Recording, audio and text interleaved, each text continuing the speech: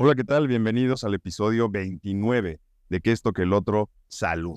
Hoy estoy muy contento porque nos acompaña la doctora Ana Silvia Vidal.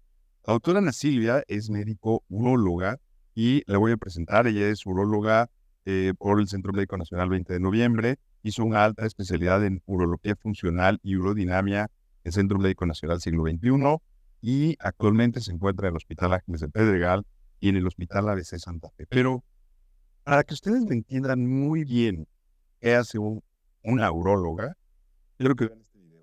Soy uróloga y obvio que fui la única mujer de mi especialidad. Soy uróloga y obvio que también atiendo mujeres. Soy uróloga y obvio que a los hombres no les da pena ir conmigo. Soy uróloga y obvio que no me da pena revisar a los hombres. Soy uróloga y obvio que muchos hombres sienten más confianza de ir conmigo. Soy la doctora Ana Vidal y soy uróloga especialista en hombres y mujeres. Listo, ¿qué les pareció? ¿Bien? Bueno, vamos a empezar. Doc, bienvenida. ¿Cómo estás? Hola, Eduardo. Muy bien, muchas gracias. ¿Tú? Bien, también, gracias a Dios. Gracias por acompañarnos. No, gracias a ti por la invitación. No me creé el equipo, pero nos dio trabajo cuadrar horarios y Sí, fechas, ¿no? tiempos, pero aquí estamos. Oye, antes que otra cosa y antes que vayamos a los puntos clave que vamos a tocar hoy, cuéntame, Doc.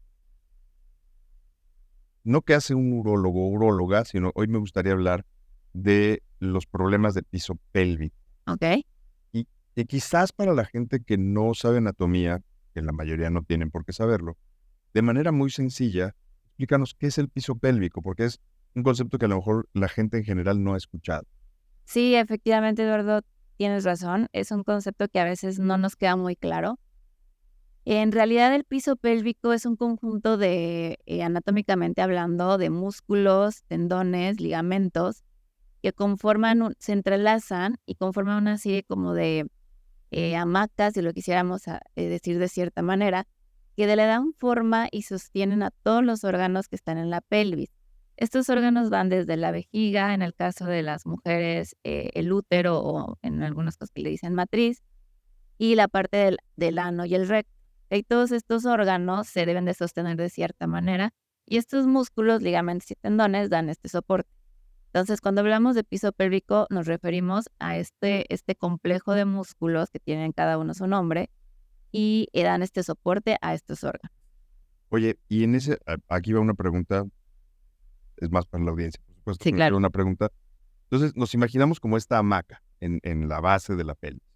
Y ahí se soportan algunos órganos, en el caso de las mujeres el útero. Eh, ¿Hay algún otro soporte que tengan estos órganos por encima del piso pélvico o solo el piso pélvico soporta esos órganos? No, en realidad, bueno, tenemos, hablando desde el abdomen superior, muchas fascias o complejos musculares que nos dan este soporte y estos mismos órganos, cada uno tendrá sus ligamentos que lo sostienen la pared abdominal. Entonces, digamos que es un complejo. Sí influye, obviamente, todos estos músculos del piso pélvico, pero también cada órgano tiene sus ligamentos que le dan este soporte a la pared del abdomen.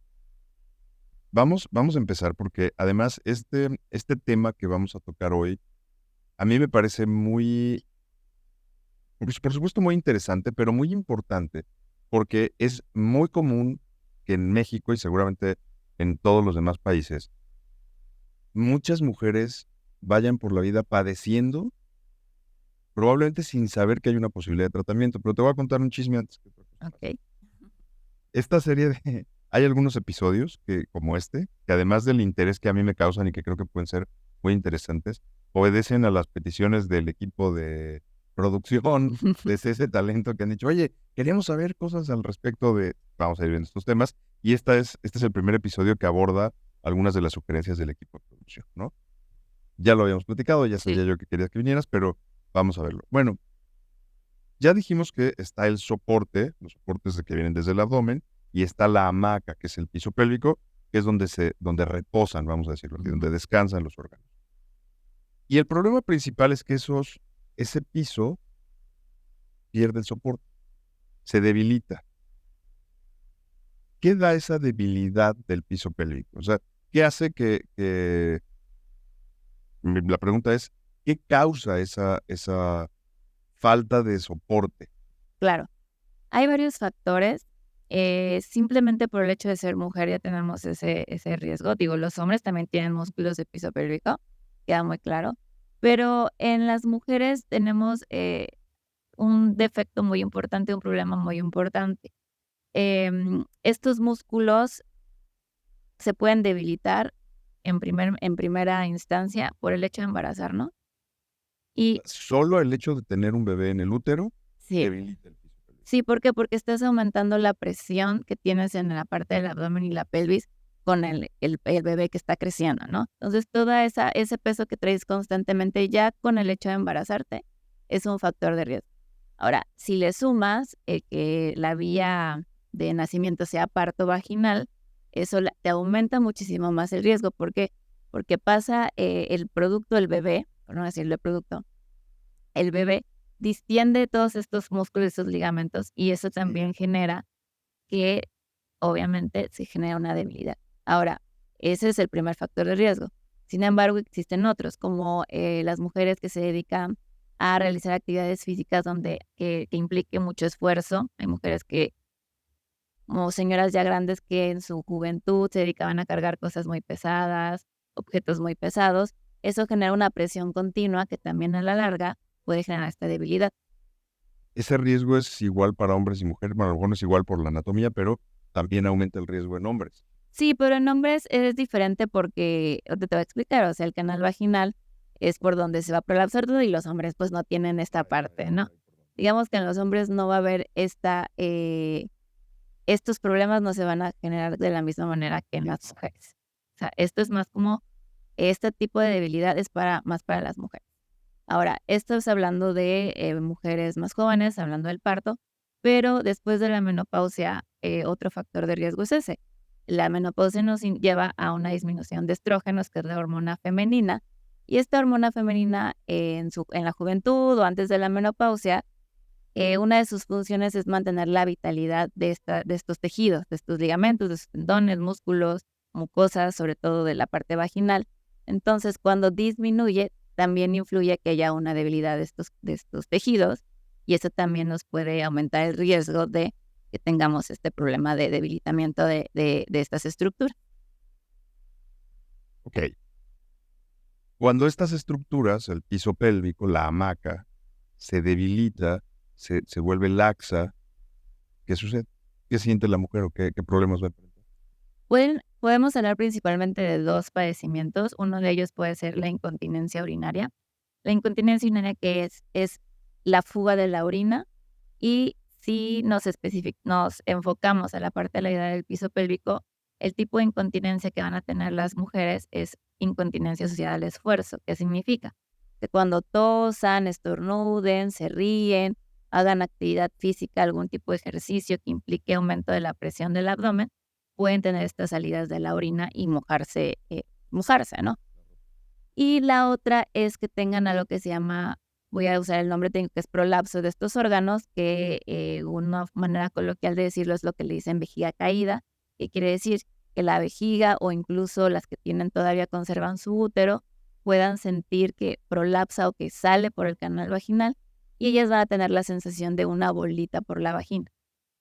O sea, como que tengan algo que está ahí en la vagina y es que uno de estos órganos está asomándose. ¿Por qué? Porque ya perdieron este soporte y buscan salida y por dónde salen, pues por la Por el vagina. hueco natural, que es el... Que puede ser incluso algo muy leve, una pequeña sensación de bolita, o algo muy severo que totalmente veas que sale el órgano. Oye, a ver, antes de avanzar un poco con los puntos, sabemos en medicina que entre mayor número de embarazos y partos, mucho mayor es la probabilidad y seguramente la gravedad del prolapso. O sea, qué tanto va a salir la vejiga o qué tanto puede salir el útero a través del canal vaginal. Em, ¿Qué pasa si hoy en día las mujeres tampoco es que tengan 8 partos, ¿no? Por ahí algunas veces. Sí, Sí, pero ya no como antes, sí. que yo sepa, ¿no? A lo mejor tampoco estoy tan actualizado, pero eh, ¿qué pasa? Porque hoy en día también en buena medida estas mujeres con pocos partos suelen tener riesgos de piso pélvico. ¿Hay algún otro factor de riesgo Sí, mira, de hecho te digo, con el hecho de embarazarse y el parto, un parto ya es factor de riesgo. Evidentemente antes que eran 8 o 10 embarazos, pues también había más probablemente mayor incidencia y prevalencia de este padecimiento, no significa que ahora porque las mujeres ya solo tienden a tener 1 o 2 hijos, no vayan a tener este padecimiento, pero también puede haber cierta predisposición a la debilidad de estas estructuras. Una recomendación que se da y que deberíamos hacer todas las mujeres cuando nos embarazamos es hacer estos ejercicios de fortalecimiento de esta musculatura. Y es como, realmente son ejercicios, es como si tú te pusieras a ir al gimnasio para fortalecer brazos, piernas, pero lo que vas a fortalecer son estas estructuras y estos músculos. Músculos del piso pélvico. Oye, ¿el tamaño de los bebés será un factor de riesgo? ¿Puede ser un factor de riesgo? Sí, efectivamente sí. De hecho, una de las preguntas que siempre hacemos en la historia clínica cuando valoramos a pacientes por este tipo de padecimientos es el tamaño de sus bebés y si hubo algún problema o alguna complicación durante el parto. Es decir, que hayan sido partos prolongados o que el bebé o haya costado trabajo que el bebé saliera, que hayan utilizado alguna herramienta para sacarlo, o incluso hay quienes todavía, que ya no se recomienda tanto, pero hay quienes todavía se les tiene que hacer algo que se llama episiotomía, que es cortar la parte del periné, que eso después se tiene que reparar y eso también puede quedar con una secuela de alguna debilidad. Entonces, el tamaño del bebé sí es importante porque mientras más grande el bebé o mientras más tarde el parto, por la presión que genera en la cabeza del bebé, puede generar cierta isquemia o falta de irrigación a estas estructuras y eso todavía hace que queden con mayor secuela. Es que o sea, el concepto es muy importante porque a lo mejor por ahí yo pensaría, ¿no? Teórico, pero yo pensaría que hoy en día los bebés, los embarazos, suelen tener bebés más grandes, ¿no? A lo mejor las mamás de hace 50, 60 años. Pienso. ¿Sabes? Y eso pudiera ser una causa. Es que de pronto me suena, a mí, cuando yo estudié, decía, no, la multiparidad, tener muchos bebés. Entonces me suena que hay mamás que yo digo, pues no es que hayan tenido tantos bebés y los problemas que tienen parecieran pues como si hubieran tenido muchos embarazos. Y te voy a decir una anécdota que, a ver, es observación muy médica. A veces cuando las pocas veces que tengo tiempo de estar, tengo tiempo para estar perdiendo y que estoy ahí viendo cosas en internet, en redes sociales, a mí me gustan mucho algunos videos donde la gente se espanta, videos chistosos, ¿no? Y he visto últimamente algunos videos donde van y asustan a alguna persona, generalmente mujer. He notado característicamente que hay algunas de esas mujeres que cuando se espantan y gritan, inmediatamente cierran las piernas y se llevan las manos. Parece que no, y yo creo que a la vista de cualquier persona eso pues, es un gesto normal, pero en mi cabeza yo decía, tienen incontinencia, ¿no? Porque en el grito del esfuerzo, voy a buscar un video. Sí. Pues, yo creo que la incidencia de eso es muy frecuente y yo siento que es algo de lo que las mujeres tampoco hablan tan seguido. Comúnmente se lo expresan a sus ginecólogos y qué mejor opción, eventualmente junto con el ginecólogo, que también tenga su alta especialidad en esto, de ver a una uróloga, ¿no? Sí, claro. De hecho, tienes toda la razón. A veces la mujer, ya creo que las cosas están cambiando y cada vez se informan más y se dan cuenta que no es algo normal. Pero definitivamente muchas llegan a creer que es algo que les va a pasar con la edad y que pues así es parte del envejecimiento, ¿no? Sí hay muchas mujeres jóvenes, hemos visto pacientes de 35, 40 años con este problema, que tuvieron su parto, sus embarazos, 2, 3 embarazos y quedan con esta secuela. Y la verdad es que a esa edad todavía eres incluso más grande, o sea, te deteriora tu calidad de vida de una manera muy importante, el tener que estar usando protectores, el estar en contacto con la orina tanto tiempo, pues genera ciertos problemas, irritación en la piel. Entonces, realmente tienes toda la razón, o sea, hay problemas en mujeres jóvenes y que más también en grandes, o sea, pero también en las jóvenes se puede llegar a presentar. Esto lo saco así, o saco así la pregunta o el comentario, porque yo creo que hay mucha gente que lo tomará como normal. No es normal. Y seguramente tienen que buscar especialistas con la discreción que sus propios criterios les den, pero tienen que buscar. ¿Estás de acuerdo? Sí, claro. Otro problema que, a ver, sería importante mencionar es el sobrepeso, que también es, imagínate tener no sé, Para un bebé, 20, 30 kilos, o sea, el bebé son 9 meses, ponle, pero tener un sobrepeso todo el tiempo también es un factor de riesgo. Y muchas veces el perder peso hace que esto mejore. Entonces, es algo que hay que recalcar porque es algo que pueden corregir, o sea, no es algo tan fuera. este comentario me encanta en muchos aspectos, porque ahí vamos viendo más causas que pudieran llevar hacia una dinámica por la que se sigan presentando estos problemas. Y es que el sobrepeso es causa de muchos padecimientos. Y eso causa muchos costos al atender la salud. Yo hace rato que decías de la presión, estaba pensando en la gente estreñida, ¿no? O sea, el estreñimiento, sobre todo el estreñimiento severo y crónico, también seguramente es parte de la problemática, pero la gente cuando piensa en obesidad, y te das cuenta porque, perdón para los cirujanos plásticos, ¿no? Porque cuando van a cirugía plástica, la gente dice, ya va a quedar delgada. No, queda sin la grasa exterior, la que está afuera, pero el contenido dentro del abdomen también se llena de grasa. Y efectivamente, pues, tiene que reposar de algún lado. ¿Qué tiene que hacer una persona de ejercicio? Pensamos en una persona, una mujer, o hombre, pero el hombre no lo ve tanto, una mujer que ya tiene datos de insuficiencia, de incontinencia urinaria, y está con sobrepeso. Tiene que hacer ejercicio, pero hay ejercicios que van a darle pérdidas de orina. Claro. ¿Qué le recomienda? Mira, en el caso, evidentemente aquí la alimentación es muy importante. O sea, si tú preguntas qué es más importante, el ejercicio o la alimentación, tal vez podríamos decir que las dos, pero la alimentación podría tener un mayor peso, un mayor valor en todos los casos y en este tal vez más. Porque sí el ejercicio nos va a ayudar, pero si seguimos con una mala alimentación no vamos a llegar muy lejos. Y sí, en efecto, tienes razón, probablemente correr, brincar, vas a ir perdiendo orina, ejercicios de pesas, podrás seguir perdiendo orina. Probablemente acompañarlo de estos cambios en los hábitos alimenticios, hacer ejercicios que no impliquen tanto tu esfuerzo abdominal. Hay muchos ejercicios actualmente, pilates, tal vez pesas con no tanto peso que implique que hacer el esfuerzo abdominal, pero sí la alimentación es lo que más pudiéramos fomentar en este tipo de pacientes.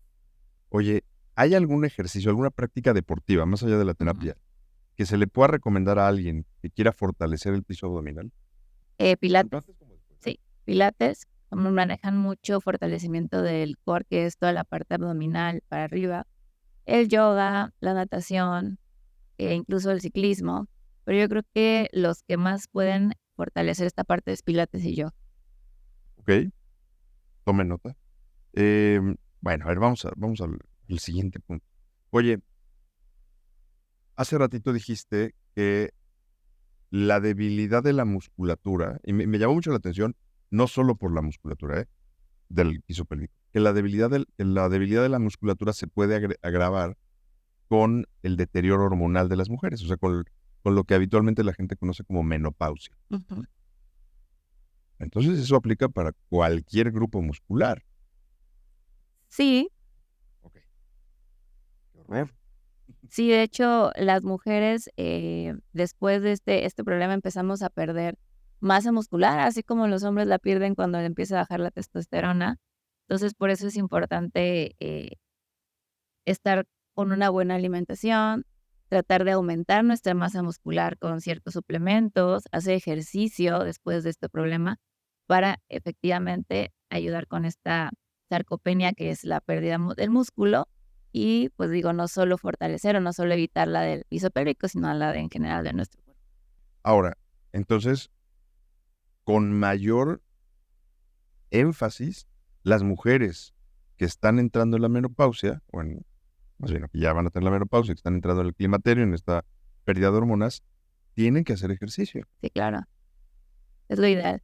Siempre mantenerse haciendo ejercicio. No te voy a decir que se vayan a competir un maratón o Pero la hacer, competencia, pero sí mantenerse activa y acompañar no solo ejercicios de cardio, porque muchas veces creen que correr o hacer ejercicio cardiovascular, sino hacer fuerza, porque lo que te va a hacer aumentar la masa muscular son los ejercicios de fuerza.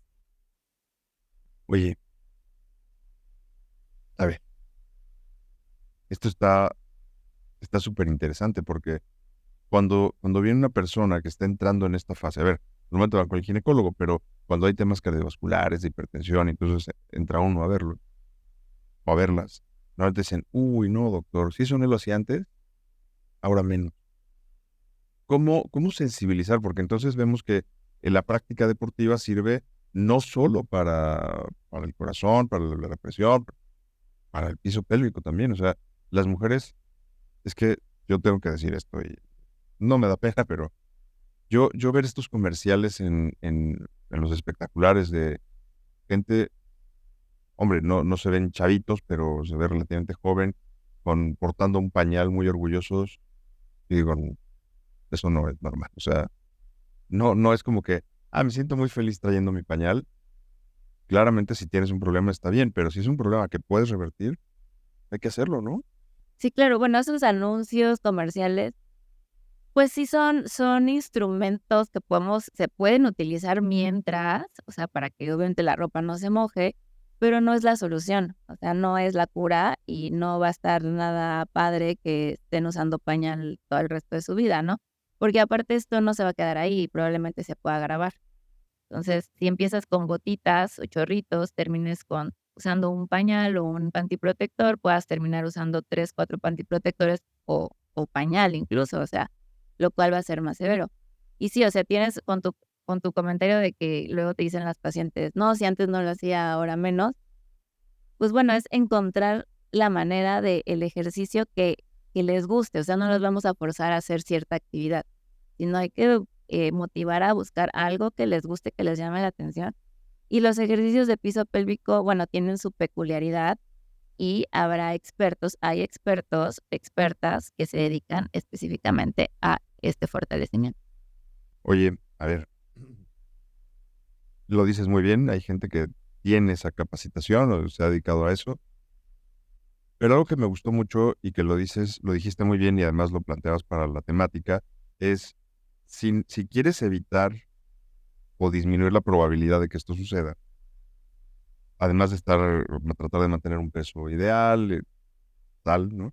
Si te embarazas, tienes que tener tratamiento, una terapia física antes y después. Hoy sabemos que incluso para evitar que se desgarre el periné cuando las mujeres entran a parto, hay tratamiento, hay terapia donde la mujer puede estar haciendo algunos ejercicios, por supuesto lo recomiendan los obstetras o los ginecólogos, y eso permite que la incidencia o la ruptura y que no tenga que utilizar el corte de la episiotomía. ¿Qué hay que hacer para el piso pélvico? Mira, hay la terapia prenatal o antes del nacimiento. Se tiene que hacer, yo lo recomiendo desde el día uno. Muchas rehabilitadoras, colegas, te ¿Es recomiendan. el día uno del embarazo? Sí, Van a estar un cansaditas. exactamente a eso voy. Probablemente después del primer trimestre, las que tengan o tengamos, porque me incluyo, muchas náuseas secundarias o vómitos al embarazo, probablemente ya en el segundo trimestre o a partir del tercer mes ya se sientan mejor o con la capacidad de empezar este tipo de terapias. Y implica aprender a reconocer los músculos, hacer ejercicios de respiración, relajación y contracción de los músculos. Hay muchísimos videos, muchas expertas que se han dedicado a crear programas para este tipo de problemas. Sin embargo, yo sí les recomiendo que al menos vayan de manera presencial con los expertos, porque no es tan fácil, o sea, no es tan fácil identificar estas zonas musculares, porque no es como algo que te puedas tocar. Entonces, muchas veces se nos hace muy complejo que te dicen, contrae o succiona, y digo, te lo digo por experiencia porque pues las he tenido, ¿no? En vez de pujar, en vez de apretar, apujan. Entonces, es muy complicado a veces identificar. Entonces, sí, los videos están muy bien, pero sí, a veces yo sí les recomiendo que vayan primero con alguien de manera presencial, que les enseñen cómo se hace, y posteriormente ya en su casa lo harán de manera diaria, porque es algo que tiene que hacerse diario. Es como si vas al gimnasio un día a la semana, no te sirve de nada. Entonces, si lo haces diario, probablemente tenga un mejor efecto. Y tienes toda la razón. Esto te va a ayudar durante el parto, evitar, por ejemplo, la episiotomía, porque vas a tener la capacidad de saber relajar cuando tienes que relajar, que es cuando van a hacer el bebé. En vez de, luego te dicen empuja y aprietas, porque, o sea, entonces ahí empiezan los problemas. Es que ahorita me saltan ideas a la cabeza porque ahorita que decías que si tuviste vómito durante el primer trimestre, pues el vómito también aumenta la presión intraabdominal y podría ser factor de riesgo, ¿no? Sí, sí, probablemente, pero afortunadamente es más prevalente durante el primer trimestre, donde probablemente no haya, el bebé aún no ocupe tanto espacio, entonces digamos que pueda no ser tan severo. Bueno. Oye, y para después del embarazo, mismo caso, ¿no? Sí, no, después del embarazo lo mismo. Y créeme que si tú lo hiciste antes de que nazca el bebé, eh, va a ser mucho más rápida tu recuperación después, porque todo lo que queda débil no va a quedar tan débil si está fortalecido. Pero eso que queda débil, Sí, claro. también con ejercicios constantes. Incluso hay otro problema que se llama diástasis de recto, que es la separación de los rectos abdominales, y cuando hay secuelas se llega a ver como un hueco en medio del abdomen, y esto es secundario también al embarazo. Y si uno fortaleció previamente, la probabilidad de que esto no suceda o que se corrija es mucho más fácil. Oye, ¿hay algún estudio para lograr saber qué tan lesionado está el piso pélvico, qué tan relajado, qué tan débil está el piso pélvico? Sí, hay estudios que nos pueden llegar a medir la fuerza que tienen los músculos. Es como conectar unos cablecitos, electrodos y hacer ciertas pruebas, pujar, contraer, y de esta manera ver qué tan débil quedó la musculatura. Incluso clínicamente tú lo puedes identificar tocando de vía vaginal estos músculos, pidiendo a la paciente que contraiga. Tú lo puedes sentir, pero ya con este tipo de aparatos especiales se puede medir qué tan fuerte está de manera objetiva. No, no, no, no es necesario. O sea, sí se puede hacer con agujas, sí se puede, tal vez sea un poco más preciso, pero con electrodos superficiales se puede obtener esta información. A lo que quiero llegar es, no es doloroso. No, Si no, alguien no, lo necesita. no. Y de hecho es algo que hacen las rehabilitadoras de manera inicial, casi siempre, para poder evaluar qué tan fuerte está y qué tan intenso tiene que ser la recuperación. Oye, a ver, uno de los puntos que mencionaste y que me gustaría que lo desarrolles un poquito es tener una mala relajación. Ok. Cuéntanos, porque de pronto hacia el aire yo podría pensar en una mala relajación cuando ya saliste a trabajar.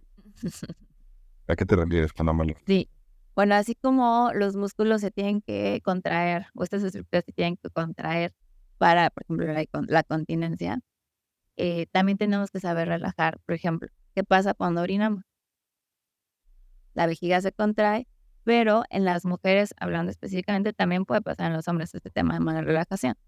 Estos músculos se tienen que relajar para permitir el paso de la orina. Por ejemplo, estoy hablando de la micción. Entonces, así como tenemos que saber contraer, tenemos que saber relajar cuando tenemos que relajar. Si no, podemos tener este tipo de problemas para vaciar la vejiga, por ejemplo. Y si estamos hablando de un parto, pues obviamente si tú quieres que salga el bebé y en vez de relajar aprieta, pues va a ser mucho más difícil que el bebé pueda salir. Y hablamos de un parto vaginal. Entonces, tenemos que saber identificar las dos cosas, contracción y relajación. Está padrísimo. Logan, tu especialidad está padrísima, toda tu especialidad. Bueno, tu especialidad también, pero es que en realidad lo que tú me estás diciendo es que la gente debe tener un autoconocimiento suficiente como para ser consciente. Mucha de la gente no es consciente ni del tiempo que estás entrando en dónde. O sea, y aquí ya necesitas que la gente sea consciente de qué está sintiendo en la región pélvica, por supuesto, de cómo relaja, cómo contrae, cómo orina, cómo hace ejercicios. Ahorita dice, ¿no? O sea, es como tal cual, necesitas una mentalidad muy presente. Eso sale de la consulta, pero No, y sí es difícil al principio, pero después cuando lo empiezas a identificar, lo empiezas a hacer parte de tu rutina, se vuelve algo automático. Incluso, te lo digo por experiencia que acabo de tener un parto, ay, gracias. Al principio, pues sí lo haces muy consciente, Y ya después lo que tratas de hacer es parte de tu vida diaria. Cuando vas a hacer algún ejercicio de pesas, ya hasta tu respiración cambia, porque cuando haces el esfuerzo, sabes que tienes que apretar o que tienes que relajar cuando inhalas y cuando exhalas. Entonces ya lo haces parte de tu rutina diaria y se vuelve algo que es mucho más saludable, no solo por el embarazo, sino para tu vida en general. Oye, a ver, tengo unas preguntas. Ya. Tratamiento a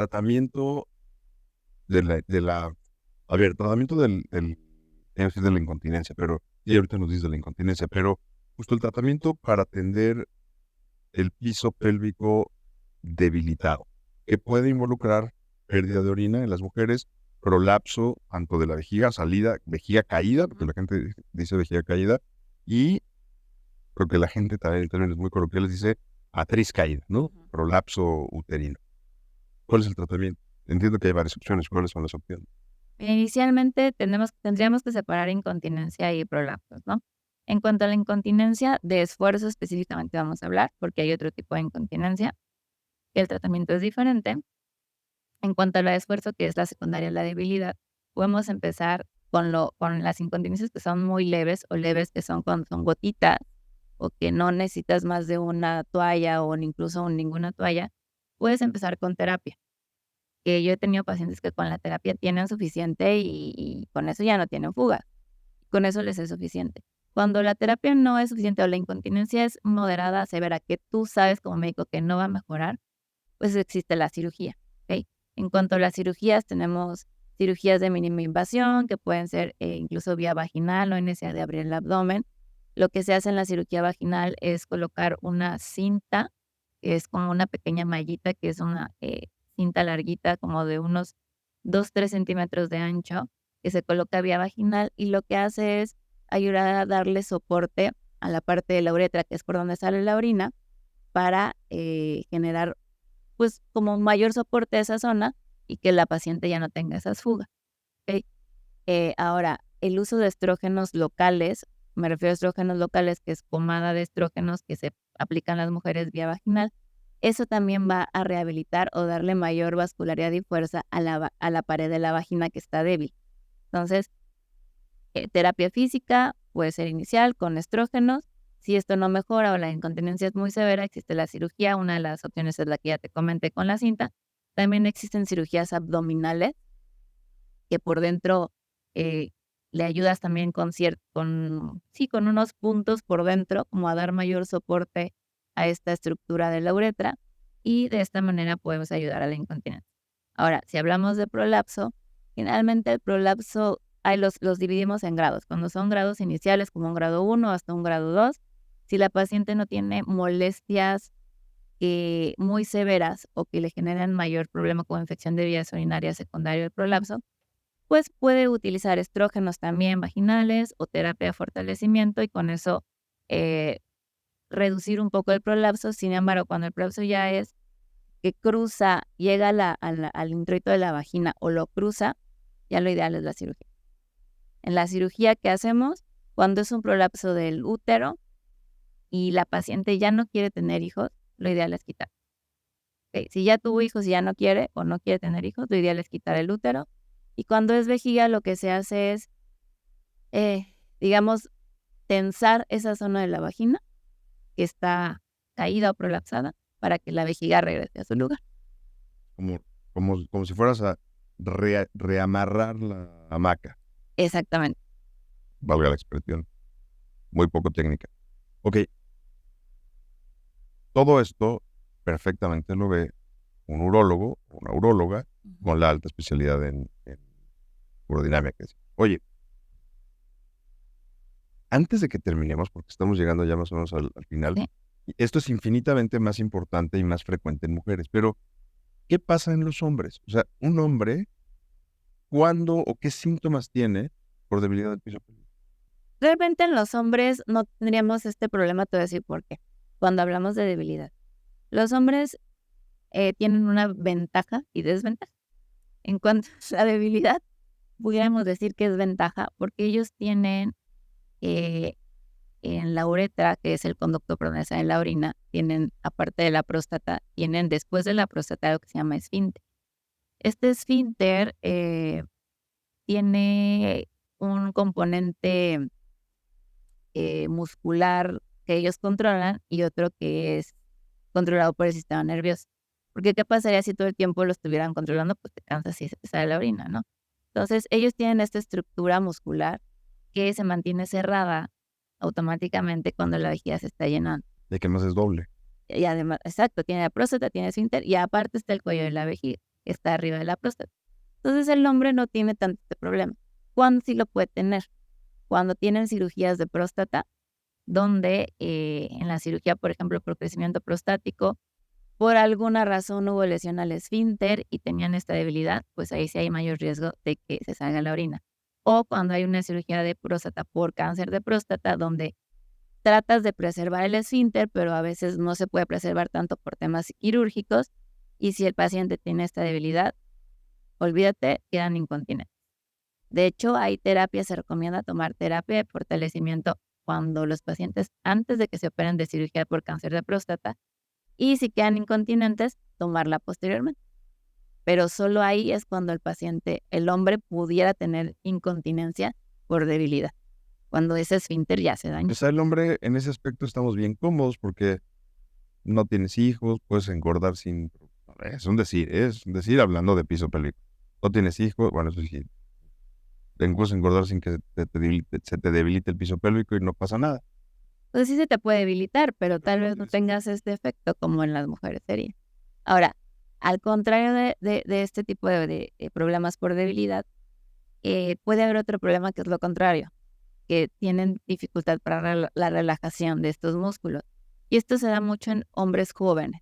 Y las mujeres, hombres. En los hombres. En hombres jóvenes que manejan cierta ansiedad o problemas de dificultad para la relajación, a ellos los que le puede dar es lo contrario, que tengan problemas para orinar. ¿Y esto por qué? Es porque en vez de relajar para orinar, aprieta. Y eso ya es bastante voluntario. No voy a hacer preguntas, voy al respecto. Digo, entonces, ahí es otro problema. No es bueno, es más frecuente de lo que uno pudiera pensar, pero pues no es realmente tan frecuente como el otro.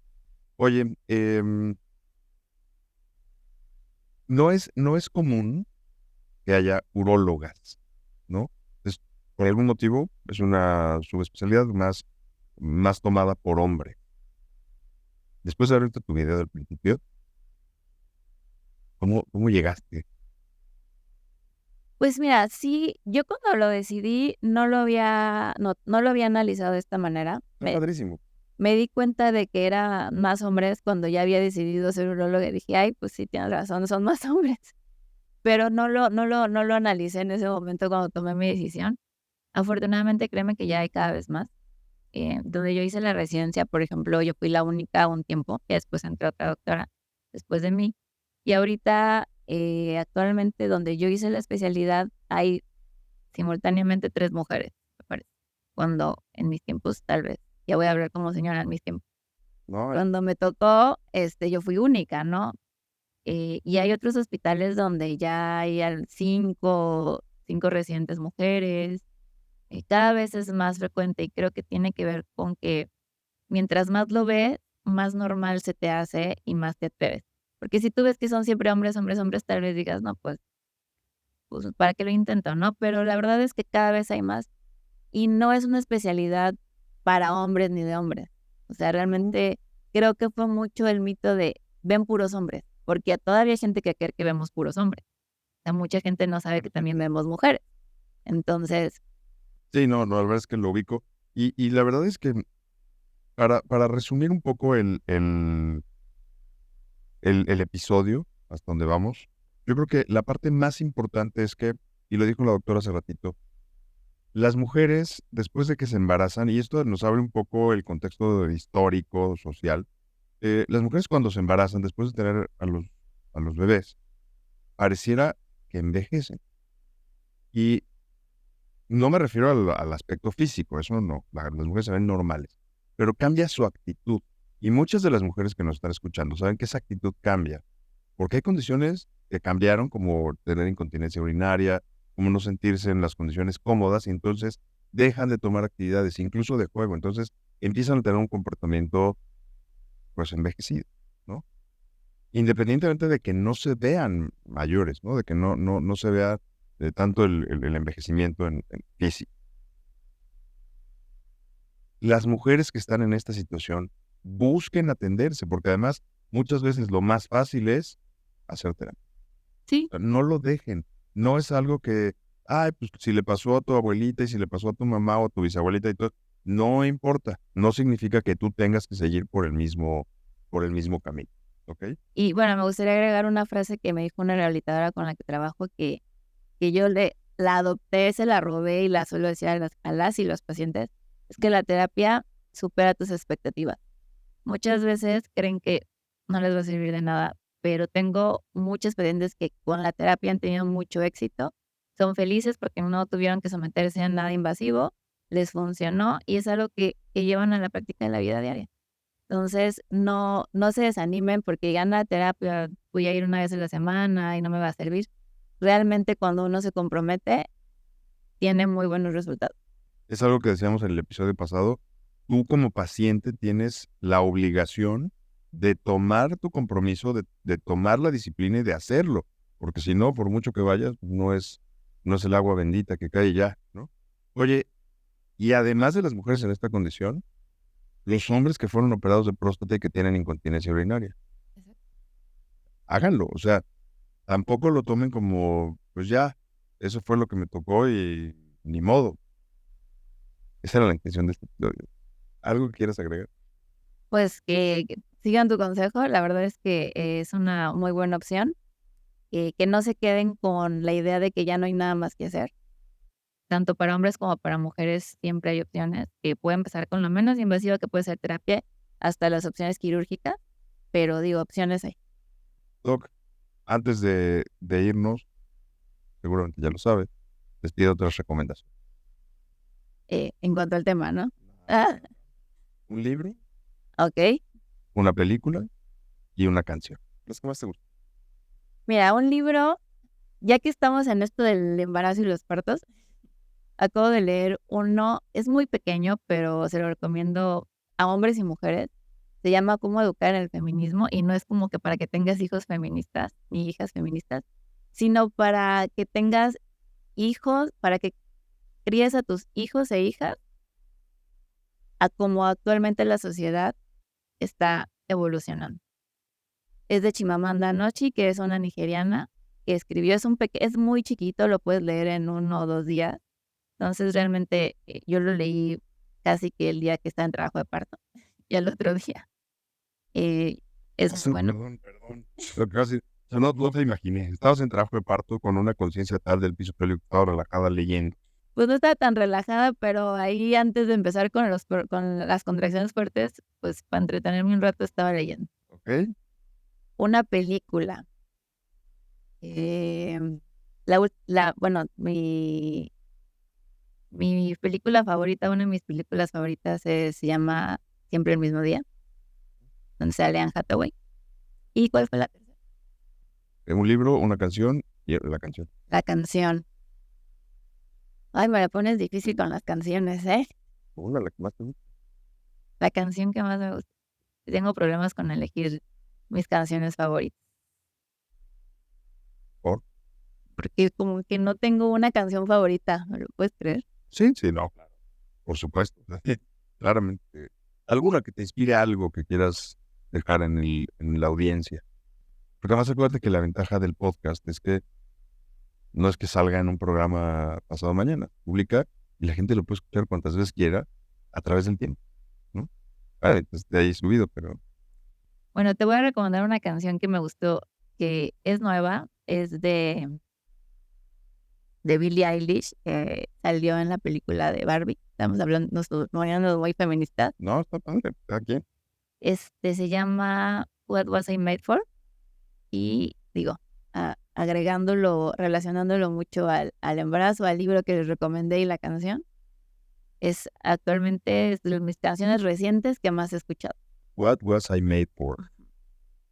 Ok, la verdad es que no lo he escuchado, pero Ganó el Oscar, así que la vamos a escúchalo. subir. Sí, claro. La vamos a subir. Además, en Spotify hay una lista de las canciones que nos van a recomendar. Ah, bueno, está La vamos a perfecto. subir, claro, las escucho sí o sí. Muy bien, Doc. Redes sociales. Instagram y TikTok, anauro-udm. Y Facebook, Ana Silvia Vidal Brand. Twitter, igual, anauro-udm. Y pues donde quieran me pueden encontrar. Muy bien. Pues espero que les haya gustado mucho el episodio. Espero que te haya gustado venir, Doc. Muchas gracias. No, a ti por la invitación. Encantado. La verdad es que me encantó que viniera. Sigan las redes del Doc, sigan el podcast, califíquenlo y que esto que el otro, salud.